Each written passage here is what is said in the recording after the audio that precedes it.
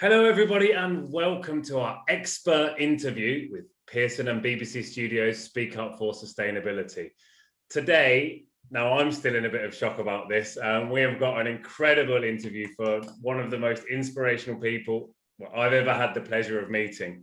It's Kristal Ambrose, aka Kristal Ocean, and she's the founder and director of the Bahamas Plastic Movement. Hello, Kristal. Hi, Harry. You have me blushing. Thank you for such a warm welcome. What inspired you to start the Bahamas Plastic Movement?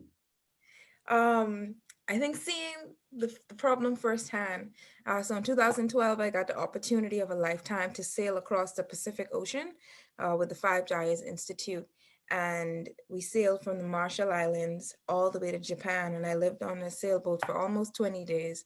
And we were surrounded by nothing but wildlife and waste. And cups and straws and all kinds of things. And my first initial reaction was, humans are so nasty. Why are they polluting the ocean?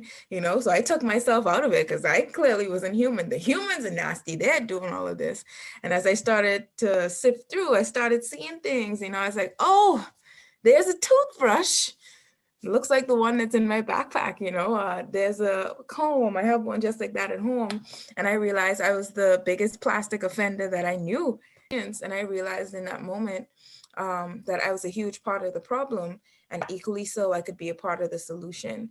Okay, so the next question, you just mentioned the Bahamas Plastic Movement. Can you tell us some more about it? Yeah. So the Bahamas Plastic Movement, it's an environmental nonprofit organization geared towards raising awareness and finding solutions to plastic pollution. And what makes this organization so unique is that even though it's focused on finding these solutions to marine debris and plastic pollution, it's rooted in the hopefulness of engaging young people in education and activism around plastic and other environmental issues, and helping students to find their voice and, really connect them to the ocean. I call it a backpack organization, which means it goes wherever I go. So I'm not in the Bahamas, it comes wherever I am. And it's on my laptop or it's on my friend's couch whenever I'm couch surfing to get programs done. So the organization is just rooted in love, community, joy, and young people. So that's Bahamas Plastic Movement. Incredible. Something you mentioned there about helping people find their voice, helping young people find their voice. That is the whole idea of Speak Up for Sustainability. And in fact, Renewable English, another project that I work on. So yeah, this education and helping children find their voices, I can really relate to you on that one. I can really relate. On that, have you got any tips to get other people started on their own movement? Mm-hmm. Yeah, people ask me all the time, how do you get started? And I think it's honestly just making the decision that this is something that you're going to do, you're going to commit to it.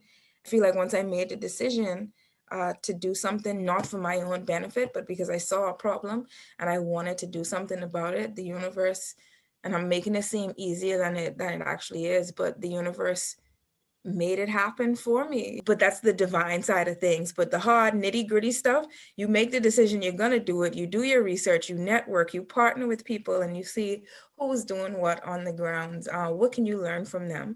Acknowledge that it's not a competition, but, allyship is really important.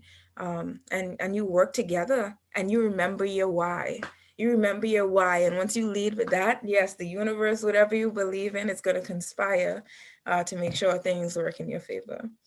So obviously, we're here to talk about plastics and litter. So I'd like to ask what the key steps are in reducing plastic in the ocean. Yeah, so I'd say the key step to reducing plastic going into the ocean would be to stop producing it. The song's very grandiose, but to turn the tide on plastic, we have to turn off the tap, right? We got to start producing plastic. And so it's easier said than done, but there are steps that I focus on with my students, and it's the things we can control. And that's starting with the single-use plastics, the plastics that are made to be used for such a short period of time and disposed. These are your plastic water bottles, your straws, your plastic utensils, styrofoam containers. But for the most part, when we talk about stopping plastic from going into the ocean, everyone has responsibility. But every player needs to be involved, especially corporate players that produce plastic. Late great Maya Angelou, I love the quote, once you know better, do better. Some people still don't know that it's an issue, but if you know, don't ignore it.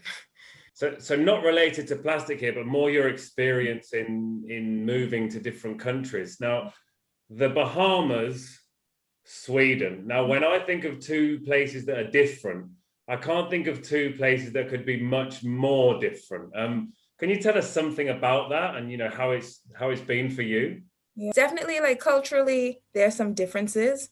I think coming from an island where it's so warm, the people are also warm.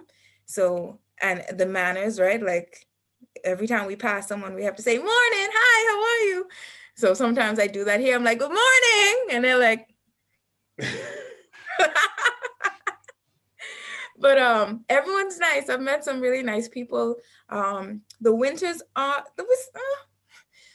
it's not bad. It's beautiful. I try to find the beauty in everything, In the wintertime, it's hard because of the absence of light. The sun doesn't come up, or it barely comes up by 9 in the morning, and then it's down by 2 or 3 in the afternoon.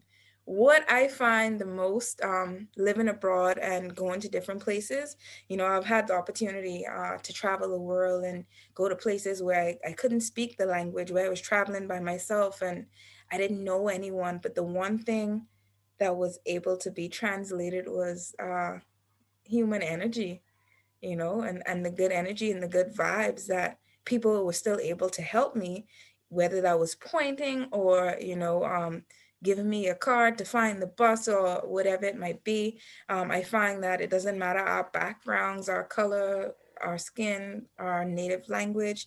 There's always that human connection, and that we're all connected by the same spirit and love.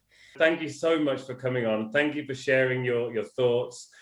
Keep doing what you're doing, because what you're doing is incredible. It's amazing. Thank you so much for everything. Thank you. I'm so grateful for your time, for your understanding, your patience, and also your consideration, allowing me to share this platform and share our work.